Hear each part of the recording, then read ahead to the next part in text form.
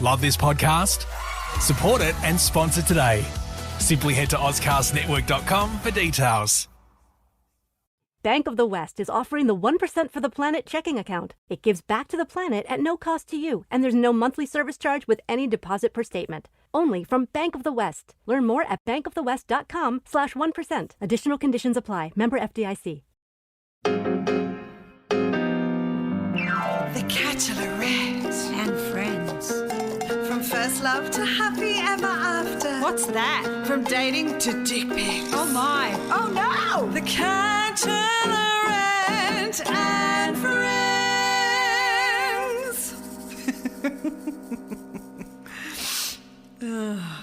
Oh, I love a good dick. This podcast contains sexual references, coarse language, and adult themes from the beginning and throughout. It is not recommended for listeners under the age of 15. Hello, beautiful people, and welcome to the Bachelorette and Friends. I'm your host, Carla Anita Matiazzo, and today's guest is Emma Pedler. Let's tell everybody how we met, Emma. Welcome to the podcast. I think we met because I interviewed you. Yeah, on the ABC.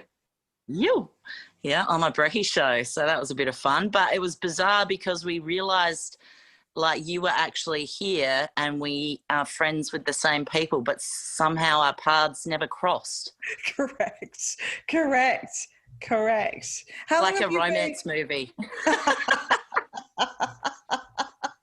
Ah, so true. How long have you been at the ABC in Port Lincoln?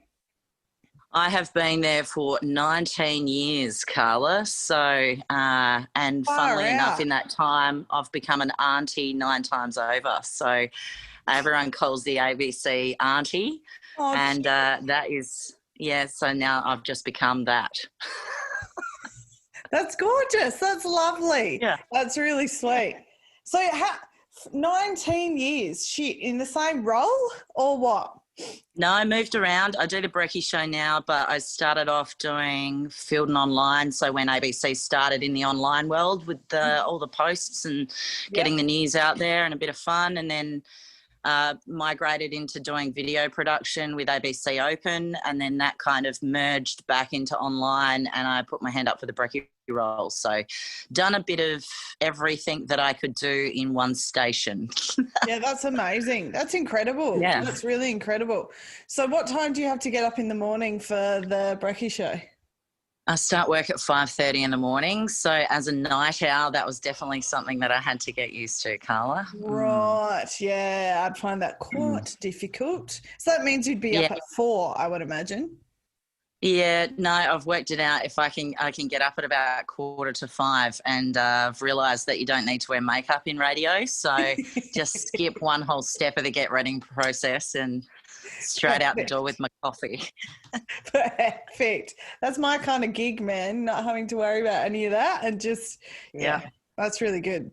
So you forget that you see people in the street after. Yeah, well, that's okay. That's okay. You're being true to yourself, Emma. It's totally fine. Yeah. To bring the listeners up to speed, this podcast is based on my award-winning cabaret show, The Bachelorette, There's Always a Catch, where I talk and sing about first crushes to happy ever after, or what I thought was happy ever after, and everything in between. So let's start there, Emma. Can you remember your first crush, and what was the story around that? You know what, honestly, I think somehow in some bizarre way it was John from Play School. What? I know, not in a I want to marry you kind of way, but he sang all my favourite songs. Oh. And he was my entertainment at home. I was the eldest and I had 3 younger brothers. So when Play School was on, that was my happy place. So I would like sing with John and Noni, and so I think maybe John from Play School. And now looking back at some of those clips, I was like, oh, I didn't understand that joke at the time. But lots of fun. I think maybe that's where it started. A guy who will sing me a song and play me some music, and I'm in trouble. So from there, did that trend stay throughout all your love stories? The whole, I think you have to sing at me to win me over?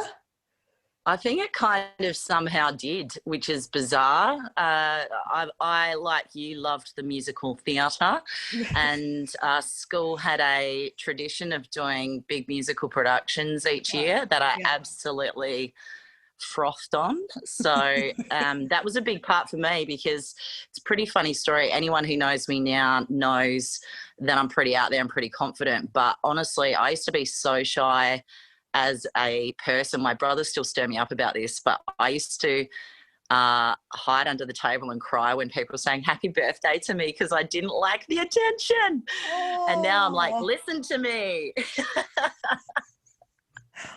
So yeah, getting on the stage and pretending to be someone else for a long time actually gave me the confidence to get out there and be myself. So yeah. So have you always been in Port Lincoln, or did you move around a bit before you were at the ABC? No, well, not very much really. I grew up in Cummins, which is like 45 minutes up the road. Yep. Did all my schooling there, did a year exchange to Switzerland when I was 16. Yeah. Yeah, Mum said I could go away to boarding school, to a Catholic girls' school, or I could go overseas for a year. So I was like, get me a passport. Yeah, that's an easy choice, Emma. Shit. Yeah. That's an easy choice. So what was Switzerland like? Switzerland was pretty amazing, pretty hectic. That was, I'm 43, so that was in a time of handwriting letters back home, no Facebook, no internet. Yep. The phone calls cost something like $6 a minute. So very disconnected from my friends and family and on the other side of the world. But I always tell the story. I got to Switzerland, and 2 weeks after I got there, my host family went to America for a month and left me at home as a 16-year-old in a foreign country. So I had a really good time. Wow. Yeah. You would have had to really have built confidence from that experience, like going from the little girl that cried with happy birthday to living by yourself in a non-English country. How did you survive that situation? I think that was a lot of really good friends who were also over there from Brazil and Spain and everywhere.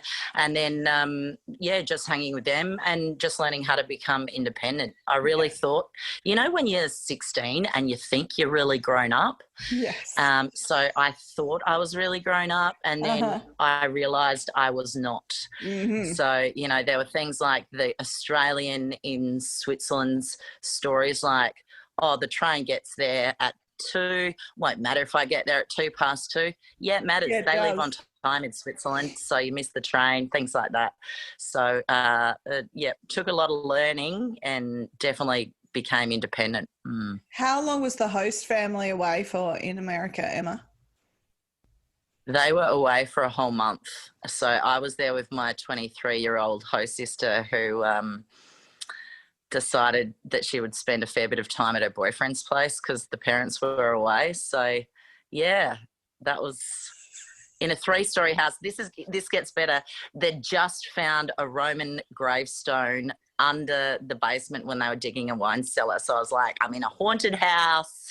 Oh, shit. In another country with no contact and no one really to ask for help. So I had to become independent. It was great. What did your parents do when they found out? Because obviously you would have written back to them, but by the time you'd written back to them, with the family they found out already 2 weeks later, I guess, when they got the letter in the mail. Well, what was their response? So they're like, what is going on?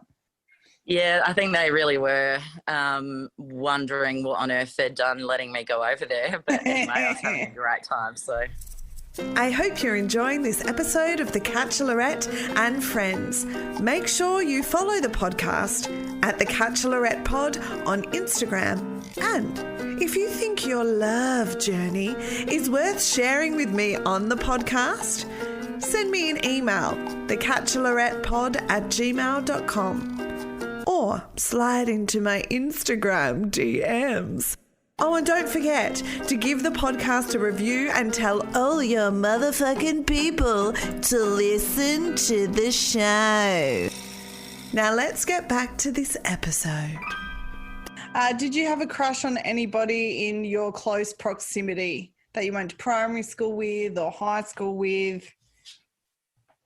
Probably not until about year 7, and there was similar to some of your other guests. I spent a lot of time hanging out with the boys. I've got 3 brothers, so the people in my life were males. So I've always had really good male best friends, and I had a good time in school, but I also had a hard time. Like, I was the first one to develop and things like that. So I got bullied a bit from some of the girls in the class who thought, I was in a school play, I was developing earlier, and I was just like, I just want to be friends with everyone. Yeah. And they didn't like that. Yeah, well, that's jealousy. So, fucking jealousy. Yeah, so my first crush was probably one of the guys who was kind to me in about year 7. Yeah, and we actually just stayed good friends. Nothing ever happened there. But he was probably my first crush, I think. So what did you learn from that first crush? Did you learn anything about your type maybe, or did you have Disney ingrained in your mind thinking that he was going to be your Prince Charming? Yeah, I've definitely fallen victim to the Disney way of thinking before, but I think as a single person who's now 43, I look back on it like, what was I thinking? But I think what I've learned from all of those experiences is that I'm destined to be best friends with some of the coolest guys I know. Yeah. And actually, I'm the best friend of the cool guys who are also still single, but we're not connecting. So there's no, and I don't want that to be a thing now. I just know their type as well. So yeah. Still waiting for my Prince Charming. Disney, you're letting me down. Where are you? So from crushes, I like to say that high school relationships are like training wheel relationships. You get to learn your boundaries. You get to learn some lessons without the pressure of adult relationships per se. Did you have any of those, Emma? I did. And funnily enough, when I got back from Switzerland, I actually dated one of my brother's best friends how did that go? 6 months. My brother wasn't that impressed. Yeah. His friend was.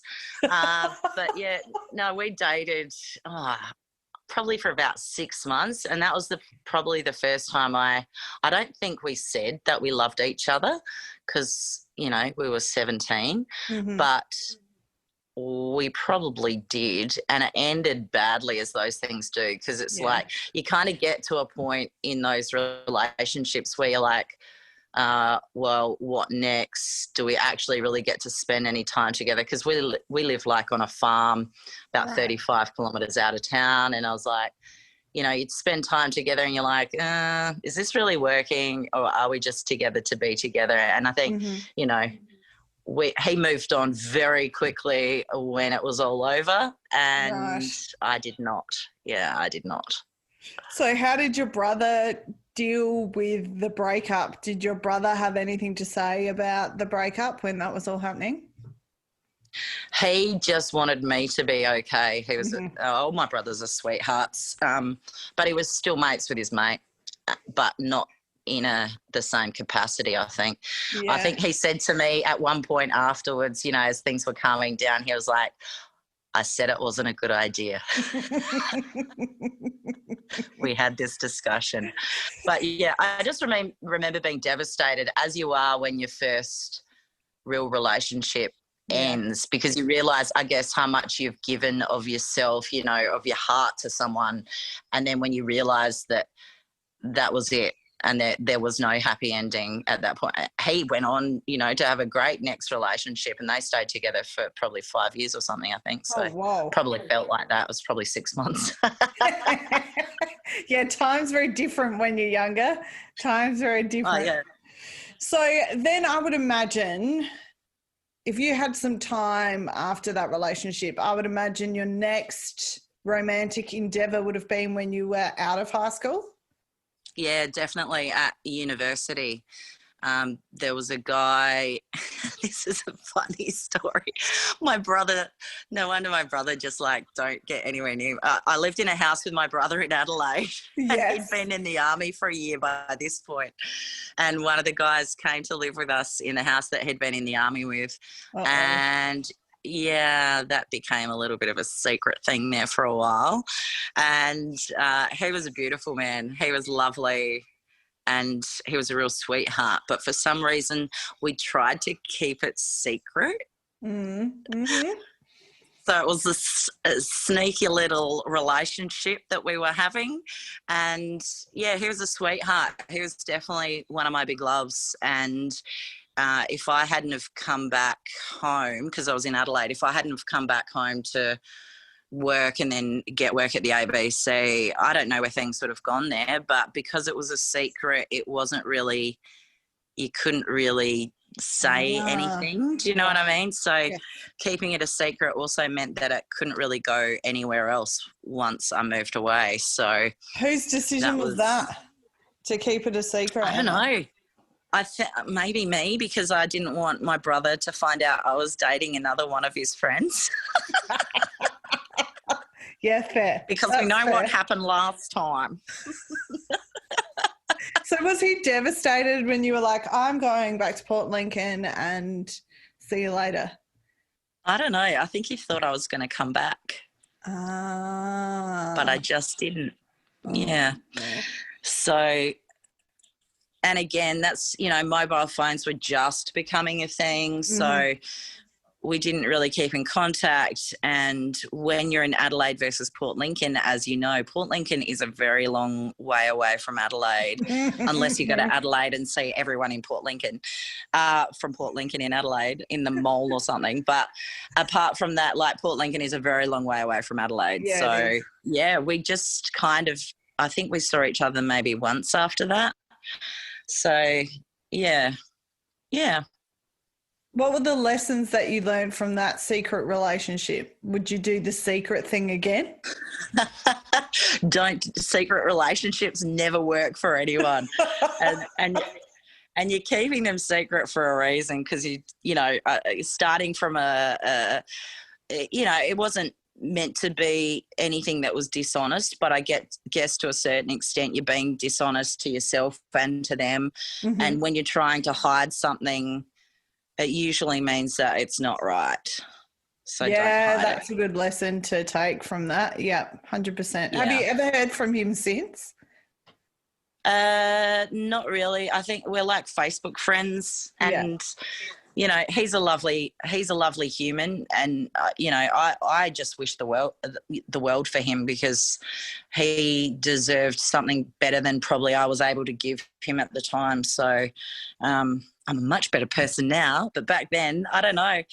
When you think you're a great person, and then you look back on it years later and you're like, oh, maybe I wasn't that nice. Yeah, that's definitely changed. And then and then when I met, I hadn't long, been away from Adelaide, and I met the man that then became my first husband. So I was only 21, and he and I then stayed together for 15 years and married for the last 7 of those. Yeah, so I really just went, didn't actually have much experience on the dating scene or anything really. Just dated my brother's friends and then married somebody who was not my brother's friend.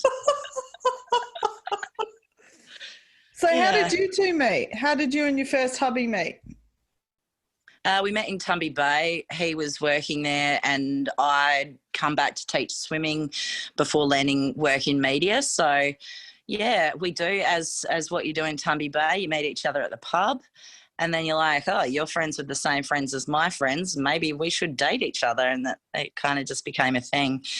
And, we really were best mates. So looking back on it, when you marry your best mate, sometimes that works, and then sometimes it doesn't, because you're actually just supposed to have been friends, which I feel like is the story of my life. I'm always the best friend. Oh, man. But look, there's pros and cons to that. So how did you get yourself out of that marriage? Like, how did you emotionally rebalance yourself? Because obviously a breakup of a marriage is difficult, I would imagine. Yeah, it's bloody hard, to be honest. I think the hardest thing in any serious long-term relationship like that, when you've invested basically half of your life and you've built a house together. I mean, we hadn't had kids, so that was one thing in the positive. It made it easier to break it off. Yeah, but, you know, it was difficult because you have to at some point accept that you've gone into something with someone hoping that it was going to work out great, and then kind of just both having to hit that level of consciousness where you understand that it's not as good as what you hoped it would be. And when you get together when you're 21, by the time you're 30 and then 35, you can become very, very, very different people. So you've gone from being, you know, a young, immature, kind of thinking immature person with not much knowledge and experience in life to kind of meeting new people. And obviously I was a, you know, professional in media, so I was interviewing some incredible people, doing amazing things. Yes. I was spending a lot of time emceeing fundraisers and, you know, doing work for charity and things like that, and on weekends. And he was at the footy club, you know, and I'd spend time there too, but he was in one place and I was in another, and our circles just started to not cross over anymore. And then, yeah, it was really hard, honestly. I think the hardest thing for me was not just telling him that it was over, but also telling my family. So we're a really tight family, and no one had ever been divorced in my family before. So actually getting to a point where I was like, just so you know, I think I'm going to be leaving my husband.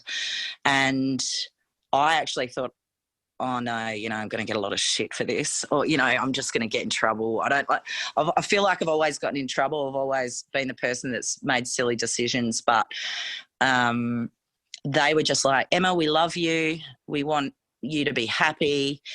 You know, think about it. And I did some counselling for a while and stuff, and I was like, no, I need to do this. So I felt really sad. And I think the grieving stage for me, because I'd kind of already knew it was over, I was grieving for the Disney ideal as well, like thinking that it was going to be perfect and wanting it to be perfect. And then, you know, that understanding that maybe if we'd have both done different things at different times, it could have been, but we didn't, and accepting that. Yeah, it's hard when timing has a lot to do with if you stay with somebody or not. One of the little chapters in my cabaret show, I talk about the catch of timing, and just the fact that people are at different stages at different times in their life. Sometimes you will miss somebody just due to that, and it won't work just due to the fact that you are on different parts of your timeline. And that can be devastating, especially, you know, a breakup of a marriage. That can be really hard to articulate to people, I think, because people expect when relationships break up or marriages break up or whatever, that it has to be for some catastrophic event. That's why I call it breakup.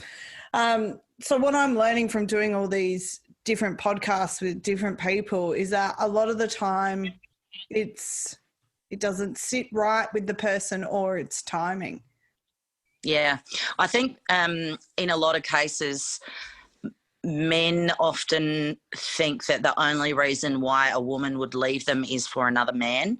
And I think that can be the hardest fact for men to accept at all. And in fact, in a lot of the cases with my friends, who have left their husbands, it's just been because it wasn't right, and it wasn't because they left. And sometimes the bloke finds it very hard to think that that's the case. I didn't leave for anyone else, and it's a very I left for myself. Yes. And that can be very, like, I think a lot of people just don't believe it. Yeah. Do you think that's because they care what they believe? Yeah, exactly. Do you think that that's because we're indoctrinated to believe that by society, or where do you think that comes from, Emma? I think, and I'm not talking about my ex here, but I think sometimes men think men are so awesome. That's the only reason why a woman would leave them was for another one. Honestly, I don't know. I think it is. I think we're indoctrinated. I think that's all the media and all the stories is the only reason a woman ever leaves a man is for another man or for another woman. But that's a new kind of story. Yes, that's a different story. So I think from what I'm hearing from you, that sounds like it is a very patriarchal concept in that's the only reason why a woman would leave would be for another man, a better version of what they've already got. Yeah, So, trade in. Yeah, trade in. Trade up, level up. Isn't that some song that's out at the moment? I don't even know. I don't know.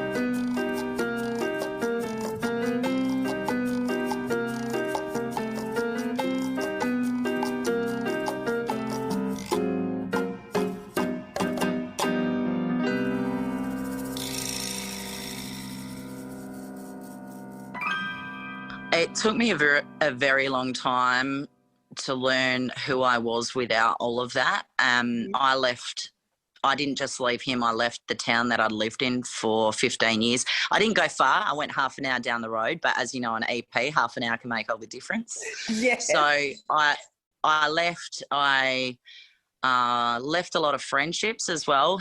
I just changed my whole circle. I kept my family, obviously, and changed my circle. So I met some new fantastic best friends. I met some musos that I love spending time with, who are a big part of what I like to do in my work is like get local musos on the radio, and they've become a huge part of my friendship circle. And just, finding all those passions that I had before, Carla, like the singing and the dancing and just exploring those ideas and being around that energy was really important for me, and really just stopping. And what the conversation that I had with Mum when I was leaving, when she said, we just want you to be happy, what makes you happy, I actually had to stop and go, hang on, what does make me happy? And I think for a long time it had been making other people happy, which works for a certain length of time until it doesn't. And it's only when it doesn't that you realise, some self-focus. Yeah. You have to be a bit selfish too. And you feel bad because like we grow up, don't be selfish, but actually there's a point where you have to be selfish, and that's where you get that self-love.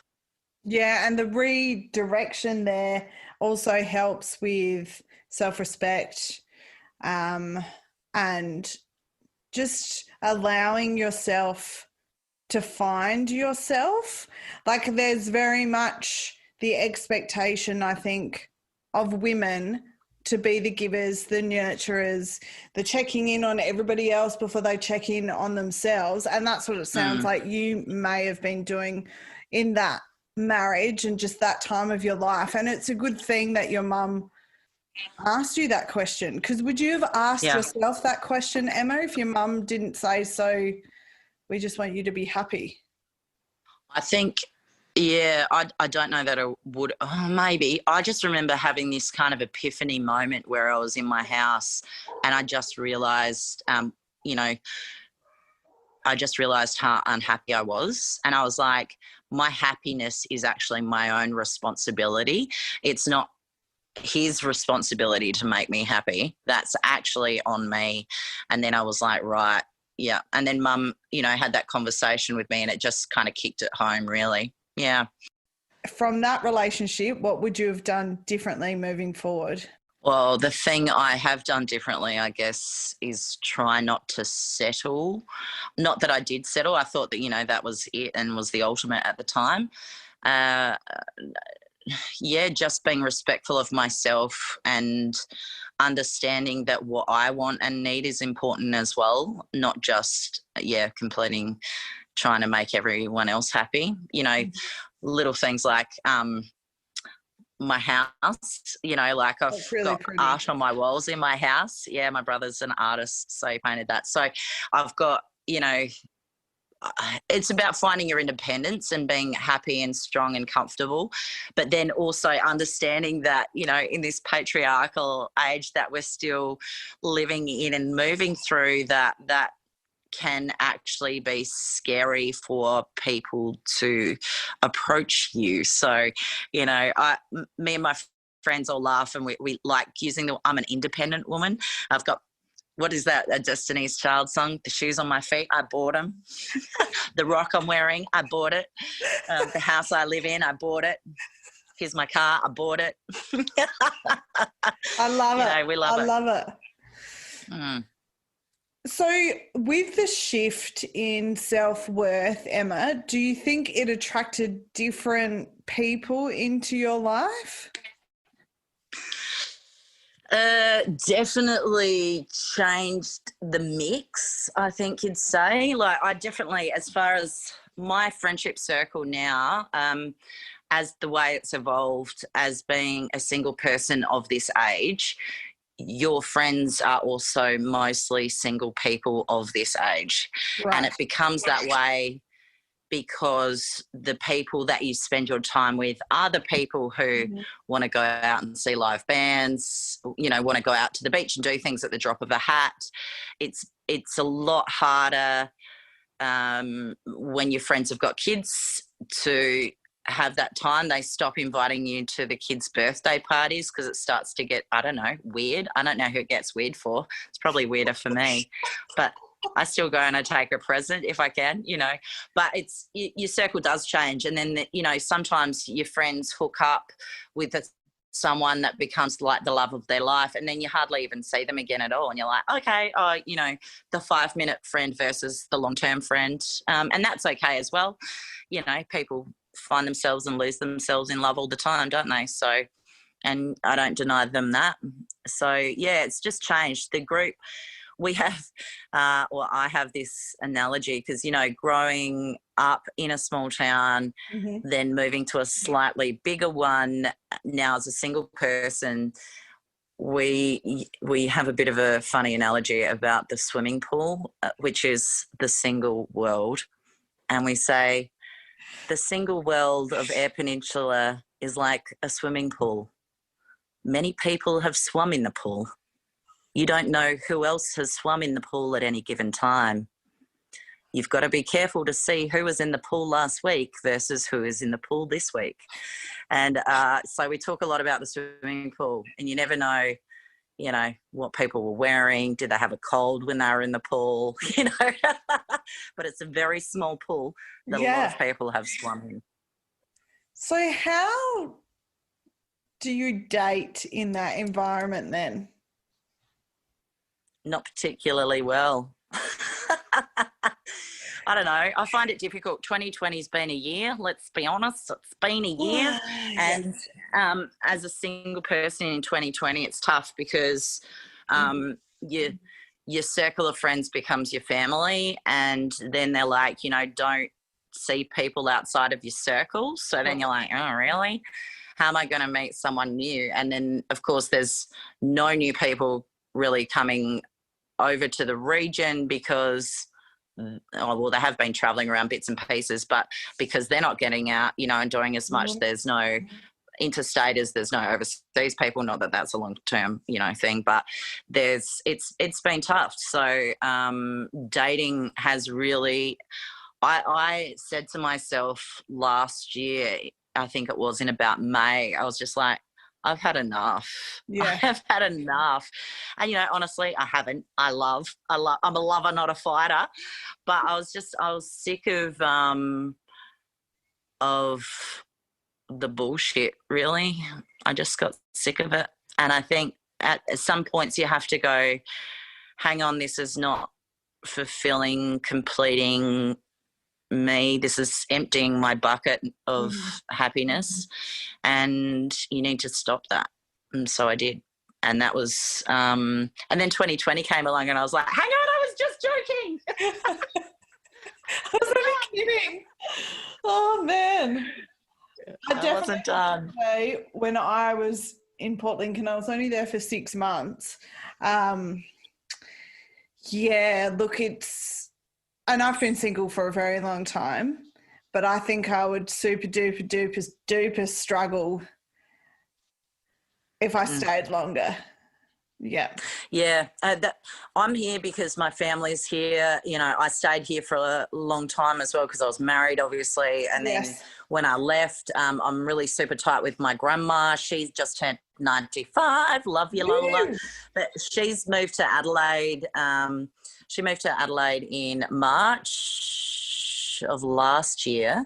So, and she's in an aged care home. So I was like, oh, well, that's okay. Maybe I'll get to go out and date in Adelaide. You know, I'll go over there and visit her. And then obviously the last time I was there properly was WOMAD. And then it's like, oh, the planes fell out of the sky a week later. They didn't really. That's what it felt like because there wasn't any planes anymore. And then everyone went home and they stayed there for 9 months. Fuck. And look, so, sorry, go ahead, Emma. No, so I think, you know, when you know everyone and everyone knows you, it's like you are friends with them. So, like, the only way you get a romantic interest now is if someone breaks up with someone else, and then you've got to find them attractive, they've got to find you attractive, and there are 15 other people lining up. It's like, what do you get when you like someone does a crime and they have like the lineup and you're like, okay, yeah, that guy. You know, there's not many people in the lineup. Same old lineup. I think I tried Bumble for like 3 days when I was in Port Lincoln, and literally there was 3 guys. People on it. Yeah. Yeah. It's like you can go on Tinder and take a look at all the 28-year-olds who want to date older women, and they're like, no. Hang on, am I swiping the right way? No, I don't know. And then that's probably what I did the first time I went on Tinder. I was like, super like, I was like, close the app. Super like, whoops, delete. Oh, man. So what advice would you give to the people of rural Australia in regards to romance? I think there are really, really lovely people out there, and make up your own opinion. I think sometimes in small communities, people can tell you what they think, and they're like, no, just listen to me. This is what this person's like. But, you know, who knows? If Cinderella had have listened to the dwarves, they might have thought Prince Charming was a dick, you know. So, you've got to. That's the wrong analogy. It's fine. Sleeping Beauty. Two fairy tales. If we talk to Sleeping Beauties, dwarves. But you know what I mean, like the whole gossip concept in small communities.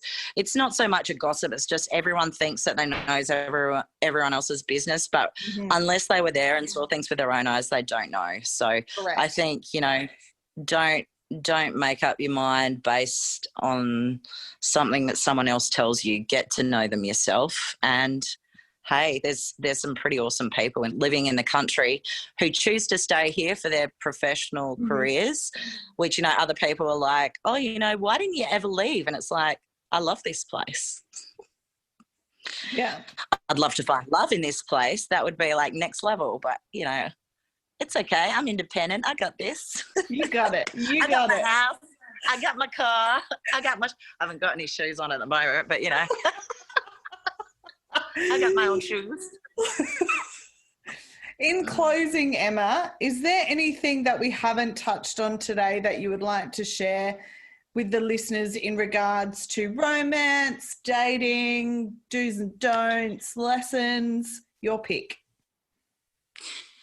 I was talking to a friend today and we were talking about things that we would do different and the walls that you kind of start to put up when things don't go well in the continued failures, which you see them as failures at the time. But I was like, I laughed and I said, you know what? I could say exactly the same. I could say I wouldn't do that again. I wouldn't change myself. I wouldn't do this. I wouldn't do that.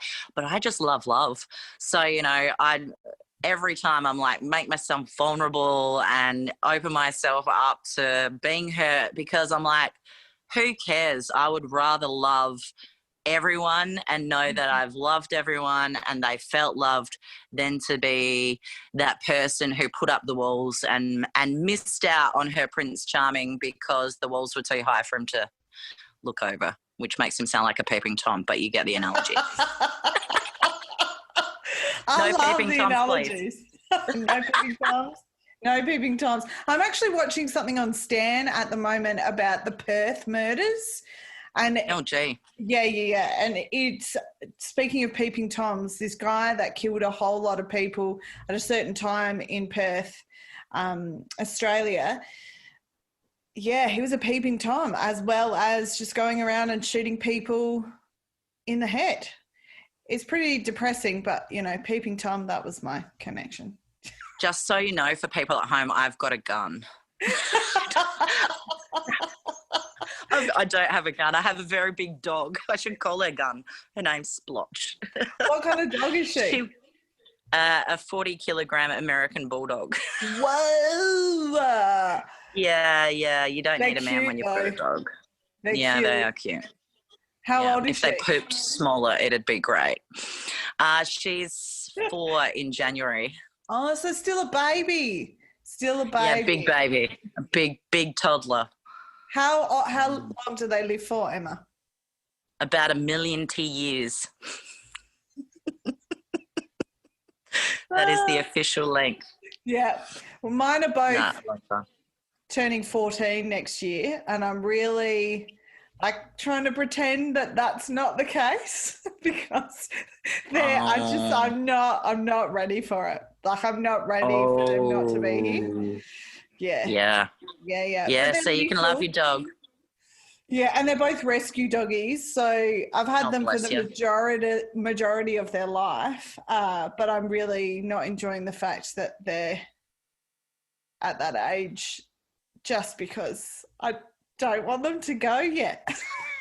It's the one inevitability in life. With life, there will always be death. Yep. Yeah. Just love them while they're here, Carla. If I leave you with anything, just love them while they're here.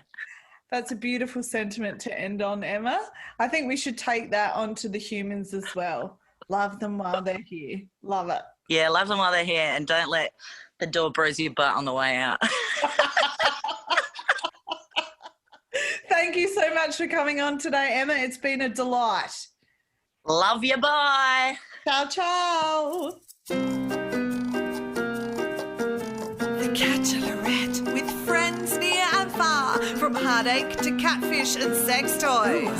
The Bachelorette and friends. See you next time if you dare.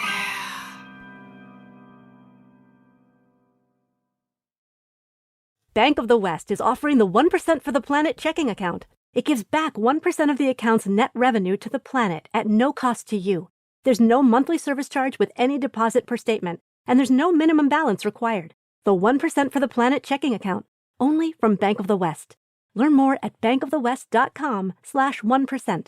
Additional conditions apply. Member FDIC. Love this podcast? Support it and sponsor today.